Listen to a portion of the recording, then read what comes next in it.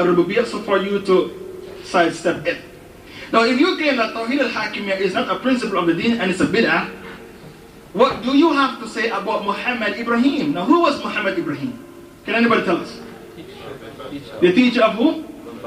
Shukran, Bin Baz. Muhammad Ibrahim, in his book Tahkim al-Qawaneen, said Tawheed al-Hakimiyyah is the twin half of Tawheed al-Uluhiyyah. So if you say Tawheed al-Hakimiyyah is a bid'ah, you have to pronounce the man who taught Bin Baz Islam a mubtadi, because he used the expression Tawheed al-Hakimiyyah in his book Tahkim al-Qawaneen, and he went as far as to say that it is the twin half of Tawheed al-Uluhiyyah. So if you want to pronounce people mubtadi, you have to start with the sheikh of Bin Baz first. But they're so loose with their tongue that they make statements loosely and they do not study the implications of their statements. The reason why Muhammad Ibrahim used the expression Tawheed al-Hakimiyyah and he believed in it and he propagated it is because it's in the Quran, so there's no escape. We have to believe in it. And if a person rejects faith in Tawheed al-Hakimiyyah, he has rejected faith in the Quran. Allah said in Surah An'am, verse 57, "In al-hukm ilallah." There is no lawgiver except Allah. وَمَنْ لَمْ يَحْكُمْ بِمَا أَنزَلَ اللَّهُ فَأُولَٰئِكَ هُمُ الْكَافِرُونَ. Ma'idah 44. Verily, those who do not govern by what Allah revealed, they are kafirs. Surah the Cave, verse 26. وَلَا يُشْرِكْ فِي حُكْمِهِ أَحَدًا. And He, Allah, doesn't allow anyone to share with Him in His legislation. Now, one of the scholars that they brag about, which is they claim is their scholar, because they like to hide behind scholars and say, that's my scholar, that's our scholar. One of these scholars is Muhammad ibn Abdul Wahhab, and the person who compiled this book is Sheikh Muhammad ibn Sulaiman, which is the son of Muhammad ibn Abdul Wahhab.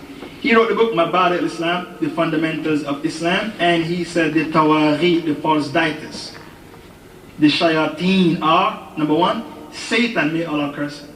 Number two, whosoever is worshipped and he agrees to that worship. Number three, whosoever calls people to worship him.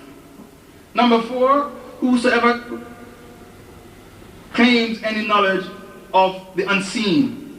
For you to claim that you have knowledge of the unseen, you are a kafir, you are a taghut, a false deity, a shaitan. Number five, whosoever judges or rules according to whatever has not been revealed by Allah. Page 23 of the book Fundamentals of Islam. And the person, the son of Muhammad ibn Wahhab, quoted from Ibn Qayyim al-Jawziyah. Ibn Qayyim al-Jawziyah, he is the person who made that claim. They denied Tawheed al-Hakimiyyah, and Ibn Taymiyyah said it is ijma', and it is known from the religion of Islam by necessity. Listen carefully to this, because Ibn Taymiyyah is telling you it's ijma' that the leaders are kafirs. I'm quoting from Ibn Taymiyyah, who they said is one of their sheikhs who they brag about. And it is known from this religion of ours, al-Islam, by necessity, and by the consensus of all Muslims. He didn't say all scholars, all Muslims. So even the layman knows this. This is common knowledge that even the layperson knows it. That whoever legalizes to follow other than the religion of Islam or a Sharia other than the Sharia of Muhammad, he is a kafir. And his kufr is similar to that of the one who believes in some part of the Quran and rejects faith in another part of the Quran. This statement can be found in the Fatawa of Ibn Taymiyyah, volume 28, page 524. Ibn Taymiyyah went on to say, and whenever a person legalizes the haram that is agreed upon, or forbids the halal that is agreed upon, or changes the sharia that is agreed upon, he is a kafir by the consensus of the fuqaha, the scholars of fiqh. This is taken from Majmu'ah Fatawa, volume 3, page 267. As for the fatwa of Ibn Kathir, wherein he related the ijma on the kufr of the one who rules by what Allah has not revealed, it is his saying, Ibn Kathir, we are quoting from Ibn Kathir now.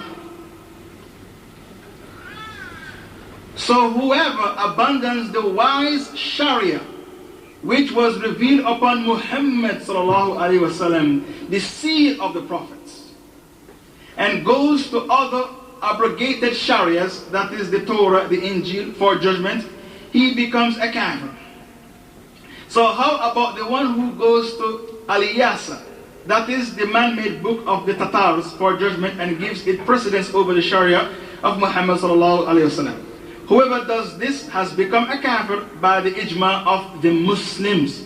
So Ibn Kathir didn't say the ijma of the scholars, he said the Muslims. So Ibn Kathir is hereby saying that even the layperson who is not a scholar knows this, because it is known of Islam by necessity. He Ta'ala said, do they seek the judgment of the days of Jahiliyyah? And who is better in judgment than Allah for people who have firm faith? Ma'idah 50. He, Allah Ta'ala, said, but know by your Lord, they cannot have faith until they make you, O Muhammad, judge in their disputes between them, and find in themselves no resistance against your decisions, but instead they submit wholeheartedly. This fatwa of Ibn Kathir can be found in his book Al-Bidayah wa Nihaya, volume 13, page 119. So these evidences are quoted from the books of classical scholars to prove that there is ijma among the scholars that once you exchange the Sharia, you are a kafir outside the fold of Al-Islam. We continue. The salafis said that we are the saved sect. So this is one of their books, an introduction to the Salafi Dawah. They said we are the saved sect. And they said this in page 2, that the Salafis are the saved sect. In this book, page 2, a brief introduction to the Salafi Dawah. So they are claiming paradise for themselves. But do they have the right to do so? No, they don't. What is the evidence? Allah Ta'ala said in Surah Najm, verse 32, فَلَا تُزَكُّوا أَنفُسَكُمْ هُوَ أَعْلَمُ بِمَنِ اتَّقَى. Do not claim piety for yourselves.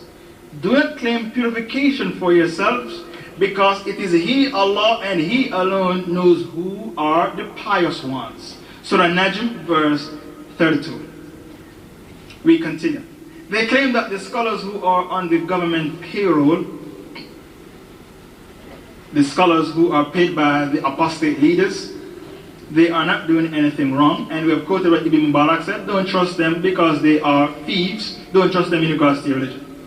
They said that these scholars, they are not doing anything wrong because Prophet Yusuf alayhi salam was on the payroll of a king in Egypt, and the king was a kafir. That is a dangerous statement. Now, how is the statement dangerous? Number one, Yusuf alayhi salam did not come with a Sharia. He was not a lawgiver, he was merely a prophet. Number two, when Yusuf alayhi salam was working for the king of Egypt, he did not make haram halal or halal haram. Did he exchange the Sharia? No.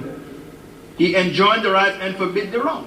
Even when he was in prison, now listen carefully, even when he was in prison, he was enjoining the right and forbidding the wrong. He said, Ya sahibay as-sijn, O you two companions of the prison, A'abbab mutafarriqun khair am Allah al-wahid al-qahhar.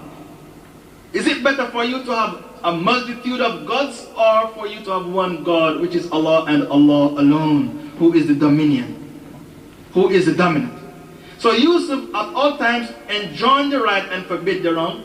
So you cannot say that he's come up to the dictates of a Kafir king.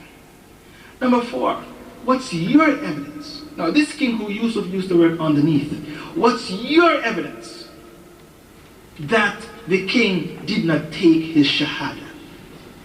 Because you're calling him a kafir.